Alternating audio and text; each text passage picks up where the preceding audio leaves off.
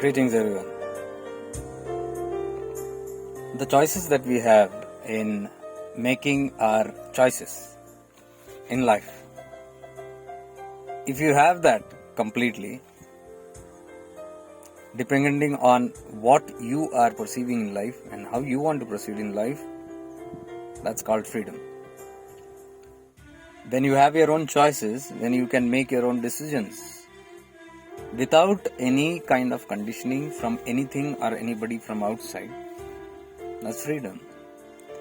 When you live life according to your terms, now that doesn't mean an arrogant term like I do what I like.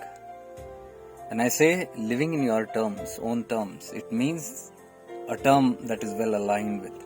When you are aligned with the divinity, with the truth, and then you freely express that and live that, that's freedom. Any of these, if it is inhibited, it is bondage by anybody or anything. Now, externally we can have bondage when somebody from outside may not allow us, for whatever reasons, to make free choices. So we can be bound by outside others, and we can be bound by ourselves. There are times you can see when you want to make a choice, but something from within prevents you from making that choice. That's your fear. That's your doubt. That's your experiences that are stored in the form of some memories and has become some kind of a conditioning, some kind of a pattern that is inhibiting you to live the way you want, to make the choices that you want to make. So you can see there is this kind of a prohibition that is coming from deep within, or it can come from something outside. But both the terminology is the same. If you are very scared of listening to your own voice, you cannot make free choices. And at the same time, if you are scared of listening to somebody else's voice, on whatever conditions that outer systems or outer person or outer being or outer circumstances gauge you on, so that's your limitation. You're not free. Then also you're not free. This way also you're not free. I see when people look into different paths and they're searching something or okay, fine. That's their choice they're making. Something from within is making them do that. I have no right, or anybody has no right, to tell them what to do and what not to do.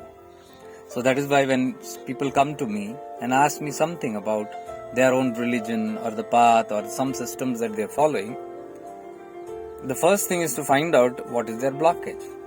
So if it is some blockage relating to whatever they're following, the ideology is very clear and solutions are given according to that.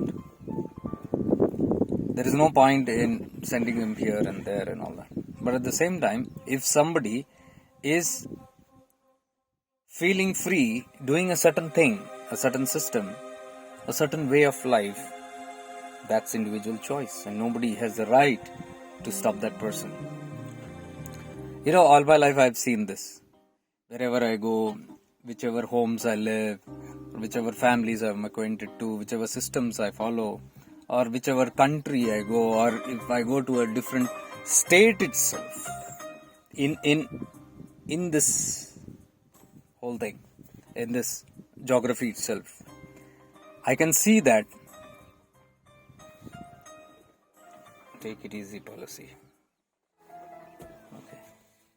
Okay. That's what I'm trying to say. Take it easy. So when we have these kind of inhibitions, when I go to multiple places, I can see my whole life is under control of something or the other. Wherever I walk in, wherever I go in, the whole scenario changes according to that. Like for example, you know, if you go to a country, you are abiding by the laws of that country. If you go into a certain state, you are abiding by that. Whatever rules and regulations and whatever custom traditions you have to follow, whether you like it or not, at least externally, because they are what determines your freedom there. And actually you are not free. So you can see we are all the time countered upon by all these kind of circumstances. Same with me when I see this. But somewhere I always prefer to be free from whatever the external circumstances. Never allowing the external circumstance to define my alignment and what I am connected with. So if I am connected with a certain being of myself, or the truth, or whatever you call it, and I know there is a very strong knowing that I am following my heart and soul, then there is no second opinion needed on anything. And that is what I call as inner freedom. When you ignite the inner light, the guidance comes from inside. And that's what we are dealing with on these platforms. I'm trying my best when people come with a certain hope of wanting to be free from all these inhibitions of life. Most of the inhibitions are in their mind. They are all conditioned beliefs. So to clear those things, we have to get the fundamentals right. So if you have the fundamentals right, it's very easy. The myths are too many. Too many superstitions and myths floating around even in spirituality. Religion has its own myths and superstitions and customs and that can bind you. So has even spirituality. Like somebody told me the other day, oh, you shouldn't be looking here and there. You should be only on one thing. What is this one thing? The lower you come down in your consciousness, you have this something called my thing, me and mine. The higher you rise in your consciousness, you see the one thing is this one, where everything is inclusive. There is no boundaries there. It depends on whether you are on ground level and seeing things, and it depends on whether you are flying up and seeing things high, from a higher space. When you are sitting near a river, your favorite river, and you say, this is my favorite river, I'm waiting for the boat to come and I'm going to travel down this river. All that you will know is just the river and your boat. All that is important to you when you're sitting there is that river and that boat, because that boat and that river are your means. But you cannot deny this fact there are multiple rivers and multiple boats floating all around. You might not be aware of it. So when I have limited my existence just to one particular thing, something, what I see, whatever I can perceive, this is what I call as Kuve ka mendak, the frog in the well. The frog only knows about the well, and it doesn't know the existence of, it's not aware of anything outside of the well. Spirituality is going outside of the well. Because when you rise up, suppose you take a helicopter and rise up from that river, you suddenly see there are multiple rivers and all are going just to the ocean. Now all you will find is the ocean, and when you see the ocean, you realize that everything goes and merges there. You realize your destination is there, irrespective of which river you are taking, which boat you are taking, how fancy that boat is, or what these tell you, what different kind of rules and regulations these individual rivers are talking about. Once you understand, that's spiritual, that's oneness, that's Advaita. So all on this platform, shifting into awareness, is talking from that zone. We are not sitting next to the river and talking anything. So, and we keep passing. I keep passing from river to river and all that, because this whole world is one. We belong to this whole world, universe belongs to us. So we can walk anywhere free here. So as we are walking with multiple rivers, we salute all the rivers, knowing that it's all going there, going to one place. So for me, there is no differentiation on this. But then somebody told me, no, I have been told that you shouldn't be going anywhere else. You should be just following this. I said that's probably the insecurity of that river or the boat. What is the ideology? What is the aim? Is the aim the sea? If the aim is the sea, then the person will never inhibit you, because you are going to the sea. All that this person's or the system's intention will be go reach the sea. when I say come, this only will go to the sea, you can see the selfishness there. You can see the self-centeredness there. And you can see the insecurity of when people, or I might not be in that place. There's an insecurity that, where are you going? So that shows the sadhya, the aim is not yet the sea. It is still something else before the sea. And we on the path are not interested in anything before the sea. When your sadhya is the sea, it doesn't matter.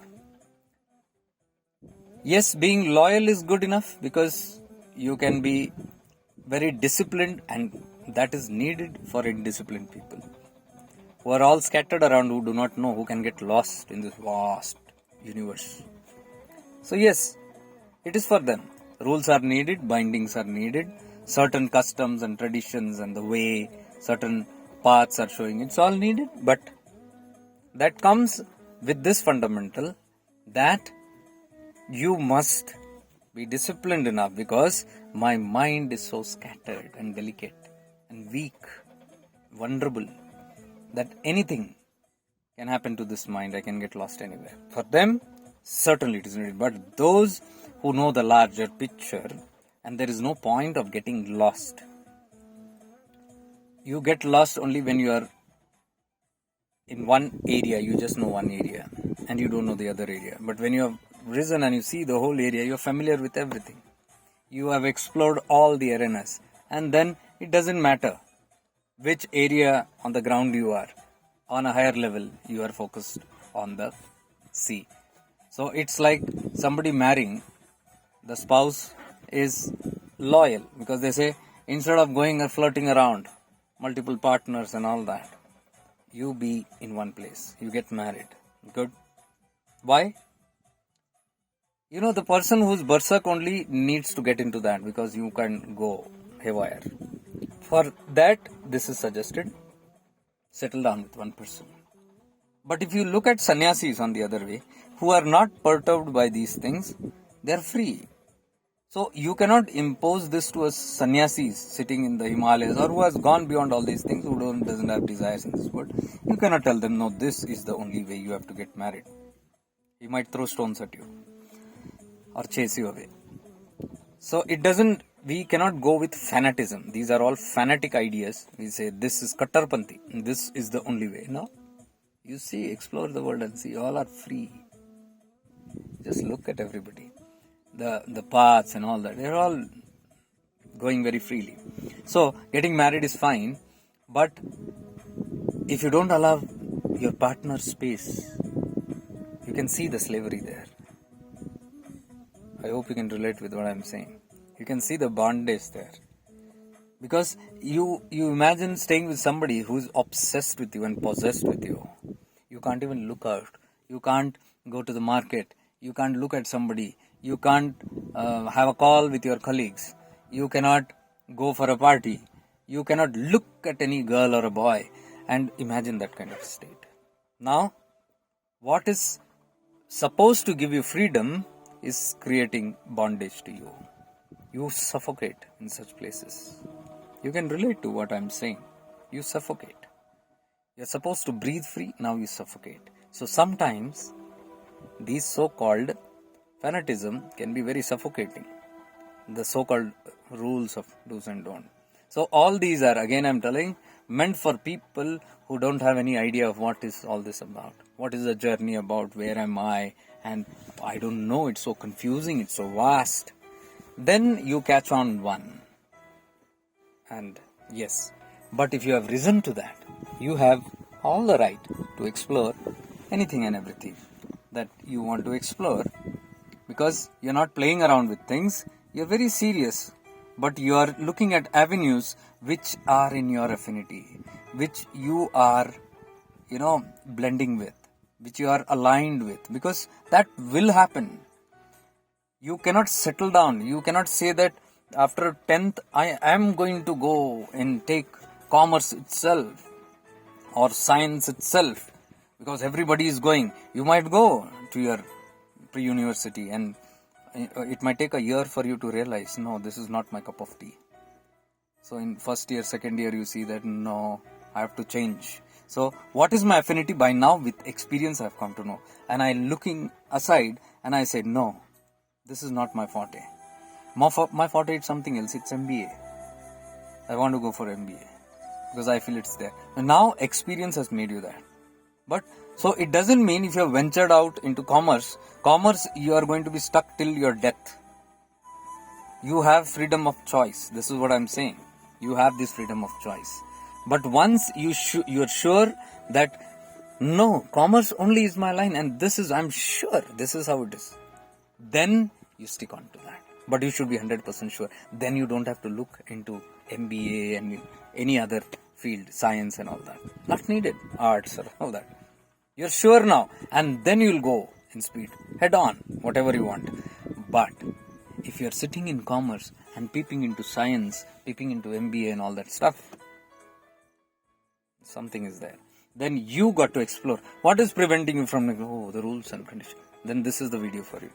It doesn't matter in that manner, when you're doing it in that manner. Then somebody told me, no, it was told in earlier thing that, once you follow a certain path and all that, you have to be aligned with that, otherwise dosh lagta hai. This dosh is one of the superstition that has come up again in those days, Purane Kaal mein, olden days. There were very few ashramas and all that, very few guru disciples and all that. But with time, when more these things started coming, and there was this attrition rate went high. Disciple moved from here to there and all those things. And to discipline them, this was brought into all that. You'll have problems, you go there. What problem can be there? That guru, this path, that system is all God sent. It is all descending from there. How can one be harmful and the other be okay? The intention you don't know. Yes, that understood. That use your viveka, use your buddhi, use your all faculties to find out, because that search is always going to be there. That search is never going to end. Not necessary that wherever you have settled down, that's the perfect. No, you might see imperfections at times. There are times when people come here to this platform and they stay for 1 year or 1 month or few months or years or whatever, and suddenly they start seeing imperfections in this. No, there is imperfections here. This is not yet perfect. So they look, what could be else? Yes, they have all the right and all the choice to do that. If something is not appealing to you, you must explore. You must see what is the best for you. You look at the ultimatum. Catch anything, but get there. Get there. That's the main thing. So, freedom must be there in everything. And here, that freedom is always there. Come, go, whatever. But come, go doesn't mean that you walk in and walk out. No. No systems also will allow that. Walk in and walk out stuff. But you can sincerely settle down. Check it out very sincerely, honestly. And if it is working, use it. If it is not, go to the next. Check the next. And this is how it should be. So this freedom should be there. Nothing should inhibit you. Nothing should catch you. Nothing should make you feel offended. So there were times when people wanted to check out something else, and then they were saying, your videos have always helped me. I shall always remain grateful. मुझे पता चलता है कि okay, there's something cooking. I said no formalities. Don't feel bad ever that somebody will feel bad about it, or somebody will say, what did you do? You have been dishonest, disloyal, betrayal, and all that stuff. Not needed. That's not the end. Wherever you go, whatever you do these practices of awareness, be aware, do whatever you want. You will see wonderful things happening. So that's the whole idea, and that is how I assume all the paths, all the masters and all the systems and all the religions, maybe, if they are very well and good. You are fortunate to be in such a system where there is freedom of choice, where there is freedom to grow and evolve. So this video is made for that. I had some few questions coming in that manner. So this should clear your doubt. And anyways, we are doing some programs on this coming Sunday. I'm doing this. Reset your life. Many things in life, and hooked on to something I'm not able to change. All these things are affecting me so much. What do I do? How do I get out of this rut? And whatever I try to do new, it's not happening. get into this, hop into this. If you think this is good, Sunday we shall meet and we can do those. It's not about this subject anyways, what I said. But yes, it's different. You can look into the website www.shiftingintoawareness.com/events, and we have other events also coming. I forgot. We have other events like the Avadhuta Gita week. 1 week is going to be spent studying and meditating on Avadhuta Gita in the evenings, 6 to 9. It's not a mehfil anyways. Whoever of you are interested in it, come, because this is my sadhana, this is my tapas. So I am doing it with together. If you like to join, you are most welcome. So that is the Avadhut Tattva. When I was in Ganeshpuri, I got those insights that this must be done, because Avadhut Gita and Chidakasha Gita is coming from the same Avadhut, Bhagwan Nityananda. So in that we will understand what is Avadhut, who is Avadhut, and what liberated state they are, and how we can align with the Guru Tattva and the Guru Mandala and the Avadhutas. So 1 week we have this program that is going, I think September 11 to 16th we have Avadhut Gita 1 week, and then following Sunday 17th September we have the meditating on the Guru Tattva and the Ascended Masters. That is based on this Avadhut Gita, how we can relate and connect and take their guidance and help. So this is in September. Coming Sunday we have this program, Reset Your Life. If this sounds interesting to you, most welcome. And I think one Sunday before the Avadhut Gita, that is September 10th, I think, I'm not sure, that is Living in Your Divine Presence. That is very powerful program that I might do it from Tiruvannamalai on the Zoom, but it's a powerful program where you actually activate your presence and you start living in your Sukshma presence. That Sukshma presence is nearer to the soul. That's your awareness. So you become aware of something which you really are, and you live less in what you not are, not the mind, not the body, not the ego. So that states are there when you keep moving it.